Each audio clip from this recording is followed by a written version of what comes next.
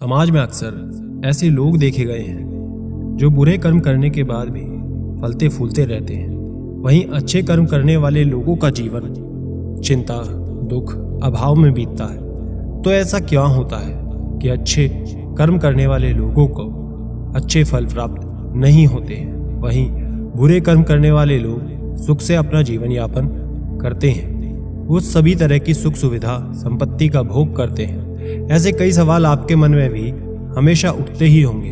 तो आज की इस वीडियो में हम आपको इन सभी सवालों के जवाब देंगे जो आपके सभी तरह के संशयों को दूर कर देगा। तो आइए सुनते हैं आज की इस कहानी को। उससे पहले छोटी सी रिक्वेस्ट, चैनल पर पहली बार आए हैं तो चैनल को सब्सक्राइब करें, वीडियो को लाइक करें और कमेंट में नमो बुद्धाय जरूर लिखें। प्राचीन समय की बात है, एक बहुत बड़ा सम्राट हुआ करता था जिसके अधीन कई सारे राज्य आते थे। वो अपनी प्रजा को हमेशा सुखी रखना चाहता था, उसका यही एकमात्र कर्तव्य हुआ करता था। लेकिन धूप छांव की तरह जीवन में भी उतार चढ़ाव आते रहते हैं। हमेशा इंसान को जीवन में सब कुछ मनचाहा नहीं मिल सकता। उसके सोचे अनुसार हर बार कुछ नहीं होता। कई बार परिस्थितियां उसके विपरीत हो जाती हैं और ऐसी ही एक परिस्थिति उस सम्राट के सामने खड़ी हो जाती है। इतने वर्षों में जो प्रजा अपने धर्म का पालन करते हुए आ रही थी, अब वही प्रजा बागी हो गई थी। प्रजा में लूट खसोट, डकैती और नफरत बढ़ने लगी थी और इसी वजह से उसके राज्य में अशांति फैलने लगी। सम्राट दिन रात चिंतित रहने लगा।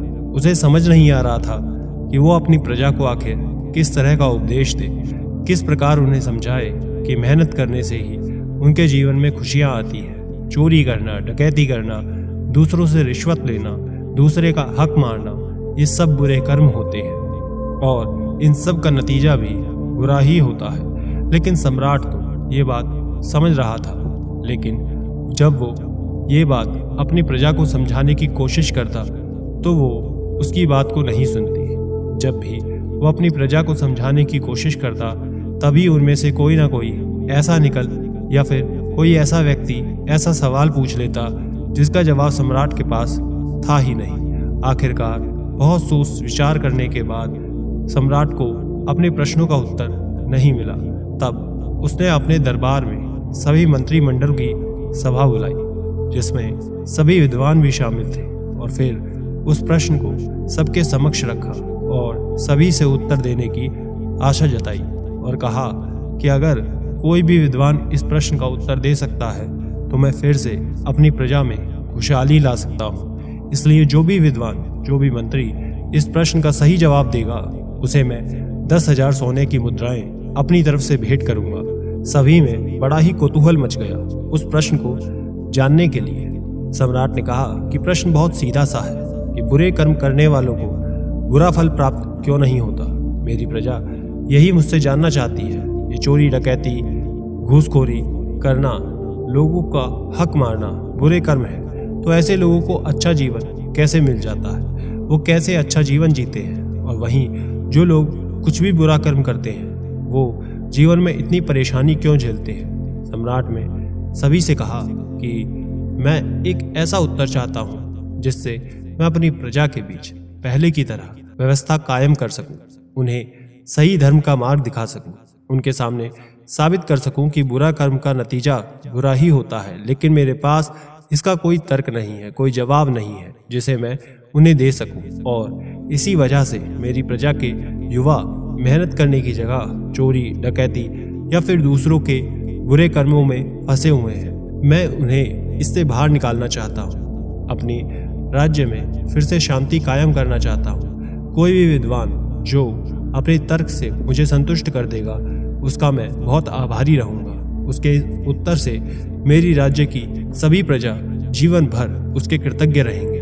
उसका उत्तर देते हुए एक मंत्री ने सभा में खड़े होकर सबको संबोधित करते हुए कहा कि राजन, हो सकता है कर्म का फल अभी प्राप्त ना हो, लेकिन आने वाले समय में कर्म का फल जरूर मिलता है। हो सकता है उसकी जवानी में बुरे कर्म किए हुए हों, लेकिन बुढ़ापे में उसको उसका फल जरूर भोगना पड़ेगा।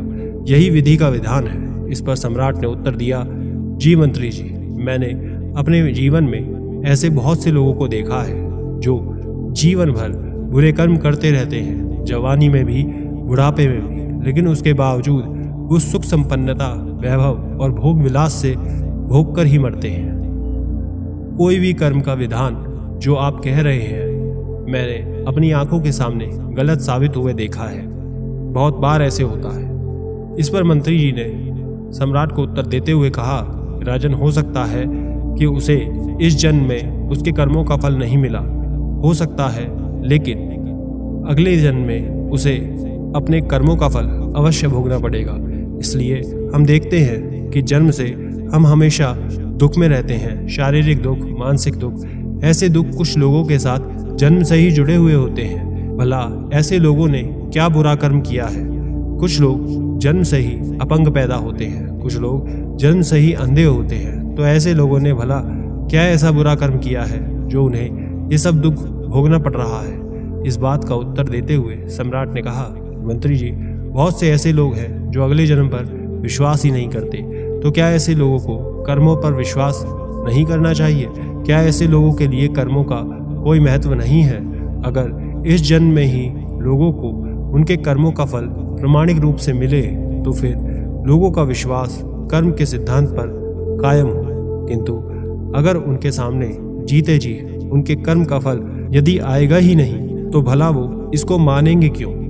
और मुझे तो अपनी प्रजा को समझाना है। भला मैं अपनी प्रजा को ये तर्क देकर किस प्रकार समझा पाऊंगा? प्रजा में तो हर तरह के लोग उपस्थित होंगे जो अगले जन्म को मानते भी होंगे और अधिकतर लोग ऐसे भी होंगे जो अगले जन्म में विश्वास ही नहीं रखते होंगे।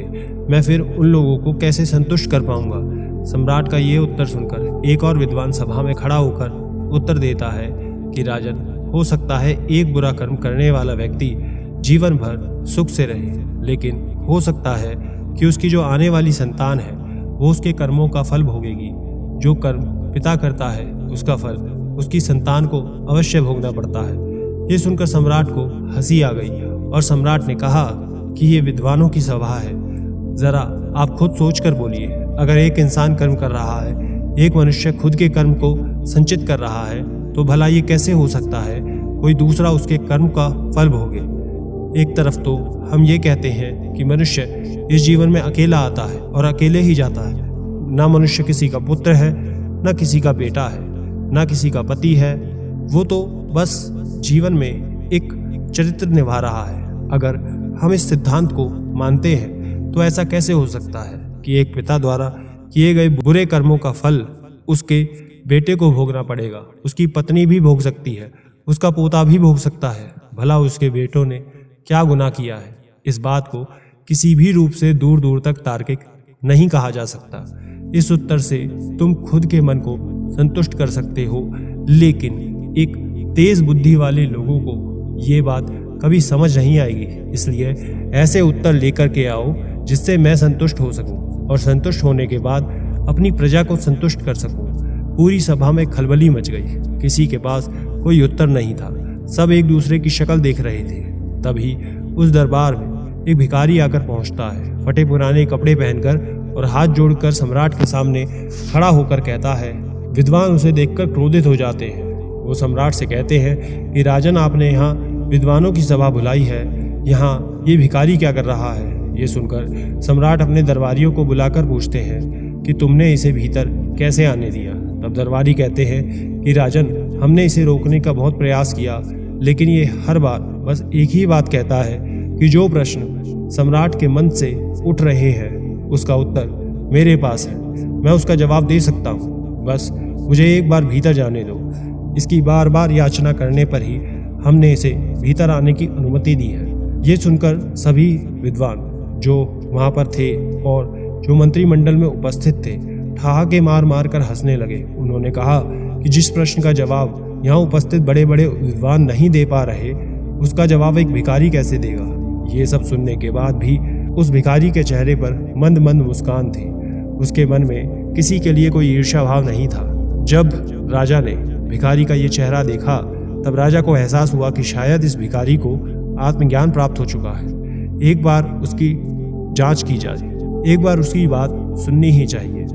उस भिखारी ने कहना शुरू किया कि राजन, इन फटे पुराने कपड़ों को देख करके आपके सभी दरबारी मुझे अंदर आने नहीं दे रहे, लेकिन मैं अपने नगर में लोगों से दूर एक कुटिया बनाकर रहता हूँ। दूर दूर से लोग मेरे पास अपने प्रश्नों के उत्तर जानने आते हैं। उनके सामने भी मैं इन्हीं फटे पुराने कपड़ों में रहता हूँ, लेकिन वो लोग मेरी बहुत प्रशंसा करते हैं। लेकिन इन फटे पुराने कपड़ों की अहमियत आपके राज्य में आकर खत्म हो गई। भला ऐसा क्यों है कि मेरे नगर के लोगों में मेरी इज्जत है और आपके नगर में नहीं, जबकि इंसान तो मैं वही हूँ, कर्म भी दोनों जगह मेरे एक ही हैं। तो फिर मेरे कर्मों का फल एक स्थान से दूसरे स्थान पर कैसे बदल गया?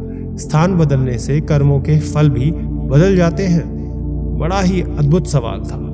सभी विद्वान इस प्रश्न को सुनकर अवाक रह गए, क्योंकि किसी के पास कोई उत्तर नहीं था। सम्राट ने सभी विद्वानों की तरफ देखा, लेकिन सबके चेहरे मुरझाए हुए थे। सम्राट ने उस भिखारी से पूछा कि महाशय जी, आप ही बताएं कि क्या स्थान बदलने से कर्मों के फल बदल जाते हैं? तब भिखारी ने कहा कि राजन, अगर स्थान बदलने से कर्मों का फल बदल जाता है तो कर्मों का विधान, कर्मों का सिद्धांत एकदम गलत साबित हो जाता है। सिद्धांत का असली मतलब यही होता है कि जिस पर समय और स्थान का कोई प्रभाव ना पड़े। स्थान बदलने से कर्मों के फल नहीं बदलते हैं। कर्मों के फल को प्राप्त करने के लिए सही माहौल या फिर कहें कि सही वातावरण का होना बहुत आवश्यक है। जब सही माहौल या फिर सही वातावरण मिलता है तो कर्मों का फल अपने आप मिल जाता है। मेरे नगर में इस तरह के लोग हैं जो ज्ञान को महत्व देते हैं, और यहाँ ऐसे लोग हैं जो दिखावे को महत्व देते हैं, पहनावे को महत्व देते हैं, और इसलिए यहाँ पर ये वातावरण नहीं है जो मेरे नगर में था, और इसीलिए कर्मों का फल मुझे मेरे नगर में तो मिल रहा है, लेकिन यहाँ कोई प्रभाव देखने को नहीं मिल रहा।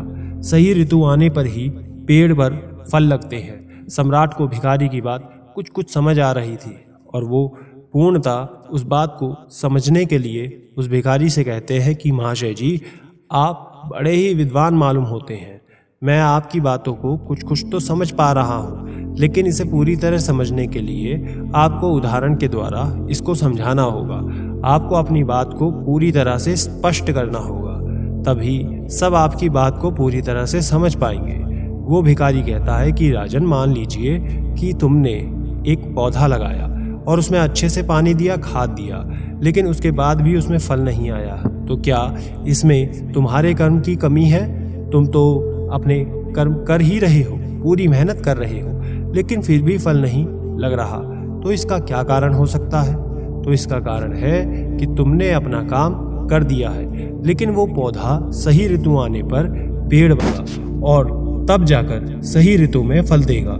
उस पेड़ के लिए माहौल है, वातावरण है। जब उस पेड़ को वो सही माहौल, वातावरण मिलेगा तो वो अपने आप फल देने लगेगा। लेकिन उस पेड़ के लिए माहौल है, वातावरण। जब उस पेड़ को वो सही माहौल, वातावरण मिलेगा तो वो अपने आप फल देने लगेगा। लेकिन उस ऋतु के आने से पहले तुम सोचो कि मुझे तो मेरे कर्मों का फल मिला ही नहीं, और तुम निराश हो जाओ, तो इसमें फिर तुम्हारी कमी है, क्योंकि उस पेड़ को तो अभी सही वातावरण मिला ही नहीं। जब सही समय आएगा, ऋतु आएगी, तब उसमें खुद फल लग जाएगा। एक व्यापारी जितना मुनाफा आपके नगर में कमाता है, हो सकता है उतना मुनाफा, उतनी कमाई किसी दूसरे नगर या गांव में जाकर ना हो, उसे ना मिले। अब आदमी तो वही है, कर्म भी वही है, तो उसे फल भी वैसा ही मिलना चाहिए। जगह बदलने से माहौल या फिर वातावरण का फर्क पड़ता है। सम्राट ने भिखारी से कहा कि आप मुझे एक और प्रश्न का जवाब दें कि कर्मों का उचित फल प्राप्त करने के लिए वो वातावरण किस प्रकार से तैयार किया जाए। क्या ये हमारे वश में होता है कि हम उस वातावरण, उस माहौल को तैयार कर पाए, उस माहौल को पैदा कर पाए? इस पर वो भिखारी कहता है कि राजन, तुम्हारे राज्य में बुरा कर्म करने वाले भी अच्छा फल प्राप्त कर रहे हैं, वो तरक्की कर रहे हैं, संपन्नता में अपना जीवन जी रहे हैं, और अच्छे कर्म करने वाले लोग दुखी हैं, बुरे कर्म करने वाले लोगों के द्वारा सताए जा रहे हैं। ये वातावरण, ये माहौल किसने पैदा किया? इनका जिम्मेदार कौन है? इनके पीछे राजन तुम्हारी व्यवस्था ही जिम्मेदार है। तुम्हारे अधिकार यदि बुरे कर्म करने वालों को उचित सजा देते तो शायद ये माहौल या वातावरण कभी पैदा ही नहीं होता। लेकिन तुम्हारे मंत्रिमंडल में भी असल वो लोग छुपे हुए हैं जो ऐसे माहौल को बढ़ावा देते हैं, रिश्वत लेते हैं, धोखाधड़ी, घूसखोरी, ये सब काम करते हैं। और ये सब कुछ तुम्हारी नाक के नीचे चल रहा है और तुम माहौल और तुम सवाल बाहर ढूंढ रहे हो और तुम पूछ रहे हो कि माहौल कैसे बदलेगा। अरे तुम्हारे हाथ में ही तो है ये माहौल बदलना। अपने मंत्रिमंडल में ऐसे लोगों को सम्मिलित करो जो ईमानदार हो, जो अच्छे कर्मों को महत्व दें। अगर तुम ये माहौल नहीं बदलोगे तो प्रकृति खुद बदल देगी, क्योंकि जब भी अधर्म अपनी अति पर चला जाता है तो धर्म फिर से स्थापित किया जाता है। जब नदी का जल स्तर बढ़ने लगता है तो नदी का पानी बाहर आ जाता है, बाढ़ आ जाती है और तब नदी अपना एक नया रास्ता बनाती है जिस पर वो अनंत सालों तक बहती रहती है। उसी प्रकार जब अधर्म बहुत ज़्यादा बढ़ जाता है तो धर्म को फिर से स्थापित होना पड़ता है। चाहो तो तुम अपने इस माहौल को पहले ही बदल दो या फिर तुम्हारी प्रजा अपने आप ही बदल देगी। वो तुम्हारे खिलाफ क्रांति कर देगी और तुम्हें इस राजगद्दी से उतार कर किसी ऐसे सम्राट को बिठाएगी जो ईमानदार होगा, जो कर्मों के महत्व को जानता होगा, जो अपनी प्रजा में सुख शांति की फिर से स्थापना कर पाएगा। क्योंकि बदलाव प्रकृति का नियम है। अगर तुम अपने काम करने के तरीके में, अपने कर्म करने के तरीके में बदलाव नहीं करोगे तो वो लोग करेंगे, प्रकृति करेगी और बदलाव होकर ही रहेगा। सम्राट को अपने सभी प्रश्नों का उत्तर मिल गया था, जिससे वो पूरी तरह संतुष्ट हो गया था और साथ ही उसे ये भी समझ आ गया कि उसे अपने राज्य में क्या बदलाव करने हैं। सम्राट ने उस भिखारी को अपने मंत्रिमंडल में शामिल कर लिया और अपने राज्य में उचित व्यवस्था बनानी शुरू कर दी।